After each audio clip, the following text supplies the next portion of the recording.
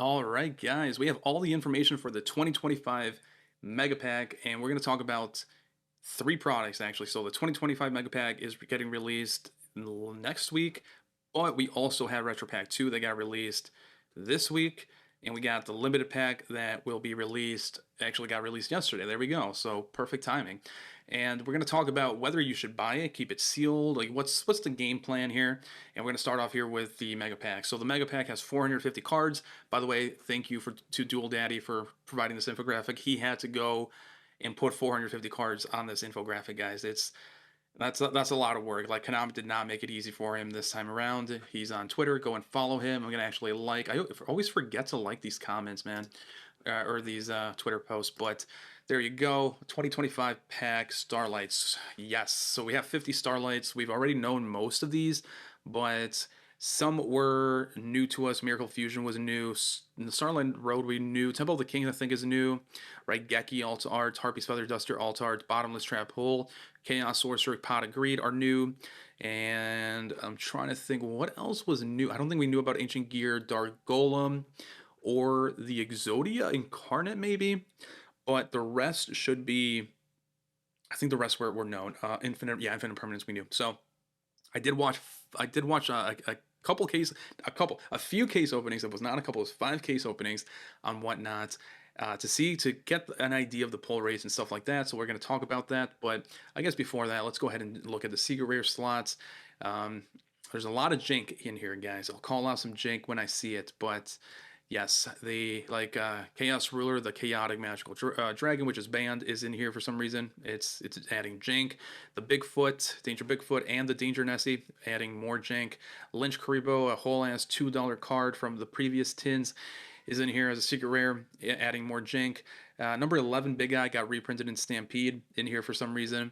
Mega Phantom Beast, Dracos, a Dark Hole. Like these two, what the hell is going on here? Very cheap, very cheap. I think the secret rare from Terminal or Monster's Revenge was like a $2 card. Like it's crazy. It's gonna be interesting for this set. And then the ultra rares, there's also some jank, but let's be honest, we don't really care about most of these ultra rares. So I'm just gonna show you guys briefly. You guys can pause the video, but we do see Perry Reyes. Why? This is like this got reprinted as a rare like twice, I think. That makes absolutely no fucking sense actually. And the Mirage of Nightmare Metamorphosis, they're trying to capitalize on Bonanza and Stampede, right? They've been printing banned cards, which is cool, but Metamorphosis is a whole ass $5 what's it called, Platy from Stampede, which is a better rarity than ultra rare. And Card of Save Return was also in like Bonanza or Stampede. So like they're very, very cheap. It's just adding more jank. Crystal Wing Synchro Dragon, same thing, was in Stampede, just adding more junk synchron. Like this you can buy this as a common. Like if the excuse I always get from meta players is that Yu-Gi-Oh should be very accessible, but like dude, these are like whole ass, like we're talking about pennies now, guys. It's been accessible. I think meta players just want shiny cardboard, but they don't want to admit it. But they want free or the very, very cheapest shiny cardboard, which is kind of weird. That's a weird like the Overton window, right? Like it shifts way too far where the meta players are like, I just want to play the game, and then when it's cheap, they're like, nah, man, I want the shiniest shit. That's odd to me, but let's keep moving here. A comment. We ain't talking about comments. So yes, there's a lot of jank. So as far as pull rates, the ones that I am gonna call out here are going to be, where are you? These are ultras. Okay, so Perulia and Fuwalos. So 5 cases, guys, that I watched. Fuwalos was pulled once. Let's see. Are there any other secret? Dominus Impulse. Impulse, I think, was 2 to 3 per the 5 cases. Prime Lordly Load, I think it was 1 per case, 1 per 5 cases, honestly. And why is Spell Canceller in here? I just noticed that. Why is that in here? That's crazy. Oh my god. Okay, Silo Hat Rabbit, I think, was 2 to 5 per 5 cases. Some of these are like very hard to remember, but I think Wedhu Temple was like one of the easiest ones to pull. Like I kept seeing a spell card that looked like this at least. Tracked was 2 to 3 per 5 cases, and then Perulia was 1 per 5 cases as well. What else is there? Iron Thunder was I think 5 per the 5 cases, and then I think they only pulled one of the the Link Monster right here, which is kind of crazy in 5 cases. And then as far as the Starlights, 2 SPs per 5 cases, about 5 Pot of Grease per 5 cases. I think it was 2 Dueling Dragons, 2 to 5 per 5 cases. Bottomless Trap Hole was about the same pull rate as Pot of Greed, about 5 per 5 cases. Chaos Sorcerer, I think it was the same pull rates as SP actually, about 2 per 5 cases. Miracle. So the rare ones I'll call out because it's just easier that way. Right, Geki, Harpy's Feather Duster, Miracle Fusion, Pot of Greed, SP, Bottomless, Chaos Sorcerer, and then the most and Infinite Impermanence. That was 2 per 5 cases. The most common is going to be you're going to be seeing a lot of the Yubel. You're going to be seeing a lot of the Red Eyes Full Metal Dragon.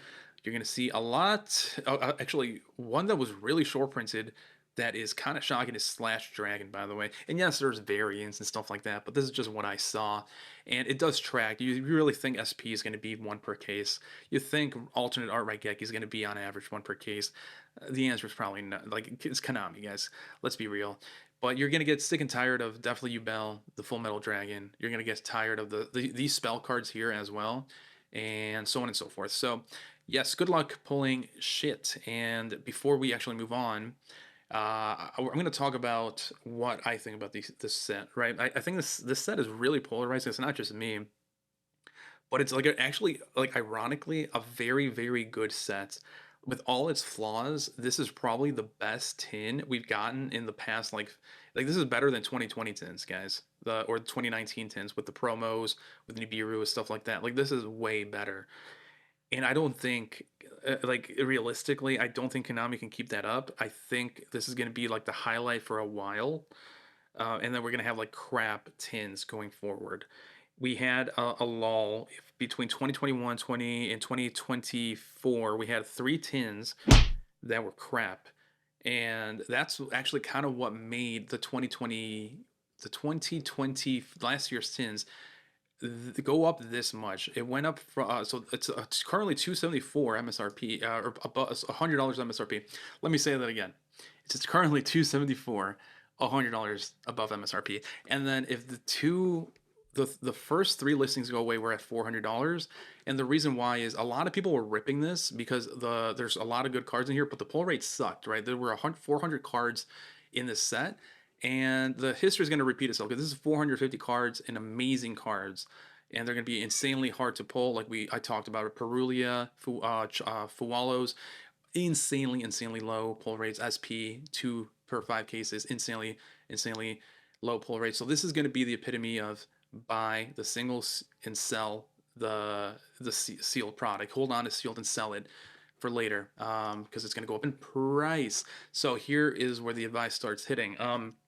If you're a vendor, sell it sealed. Do not crack it and sell singles. Sell it sealed to the meta players at least MSRP. It'll slowly climb up as demand for it goes up, and with less singles being out in the market, they have to be forced to buy it. And we do that because we have to let the meta players gamble on this. The pull rates are not going to be good. So you as a vendor, if you're trying to pull individual singles to sell, it's going to be hard for you. You're not going to. It's not going to be a good time for you. And then if you're trying to crack this to find a particular card that you like maybe you like Bottomless Trap Hole and you're trying to chase it, you're better off buying the singles as well. So this is definitely going to be a very good product, but only if you keep it sealed and only if you buy the singles. If you need to crack this open, you're going to have the worst time. Whether you're a vendor, whether you're a collector, whether you're a player, you're going to have the worst time. But here's the best part about it is the meta players have to crack it. Like we can actually take advantage of the situation and let the meta players crack it and then buy back the singles at cheaper prices. That's and this, by the way, that's what they want. That the meta players they've made it known that they hate vendors. They want shit for free essentially, and they hate collectors, right? So they kind of wanted this. Retro Pack 2 is interesting. So Retro Pack 2 is going to be like a mirror from the Mega Pack, because this is going to be for people that like the old school stuff, that like collecting vintage. It's not vintage obviously, but it is a reprint of a vintage set with the old school layouts. The pull rates are pretty decent actually on this. Like compared to the tins, the pull rates here from what I've been seeing on videos are pretty good. I saw like three Shining Dragons already pulled, and like two other references of it being pulled by people mentioned in chats, right? So it does seem like the easiest one to open up and have a good time and pull something cool out of the three here, but it's still, dude, keep it sealed. We saw this with Retro Pack 1.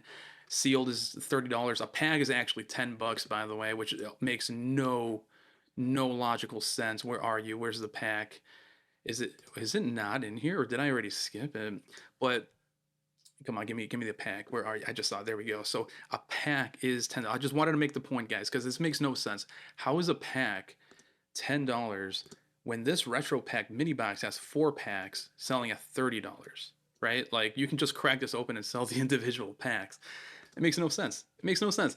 But yeah, we saw the prices of these, the singles at least, are very cheap, right? $3, $2, $5, $1, $20 for the chase. This is the chase, guys. 20 whole ass dollars.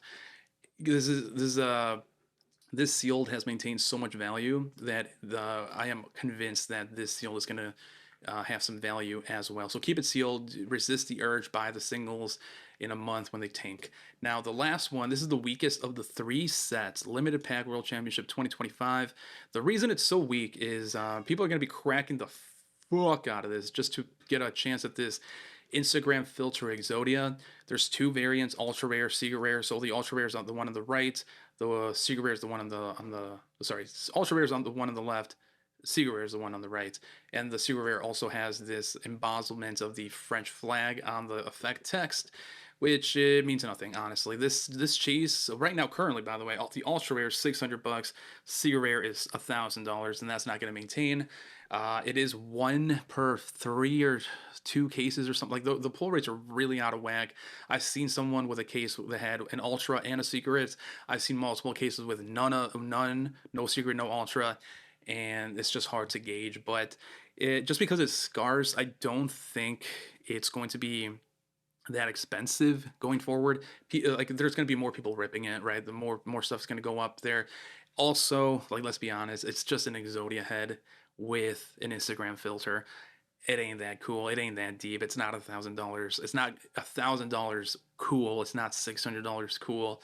And then finally, if you're trying to crack it to actually chase this card, you're going to be met with a whole bunch of crap that is going to be very inexpensive if you try to sell it, because, again, a lot more people are going to be chasing the Exodia and selling the single. So it's going to be a competitive market for you. Also, Diabell Stars is a whole ass $2 before this reprints, $3 from the last year's tins. Ryzeal and Malice is probably going to go away in people's minds, and once we get some more deck building packs and stuff like that. So Azumina as well. Like, these are dying or dead archetypes anyways.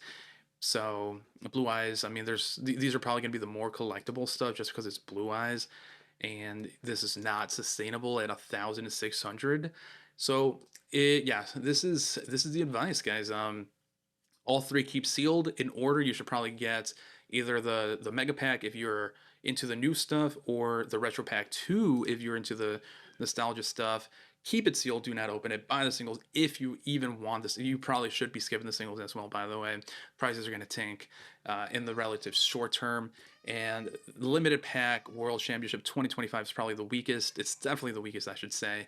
And you should probably avoid opening it and even keeping it sealed. But sealed, I do see some merit, because if people keep ripping to try to chase that Exodia, then in a couple years, when people, on Instagram see this same Exodia, they're going to be like, oh, I want to pull it, I want to chase it. Then the sealed is obviously going to be bought out again, and there's going to be very few sealed products, sealed boxes. That's the video. Big thank you to the channel members, Eric Moreno and Burn My Dread. You guys rock.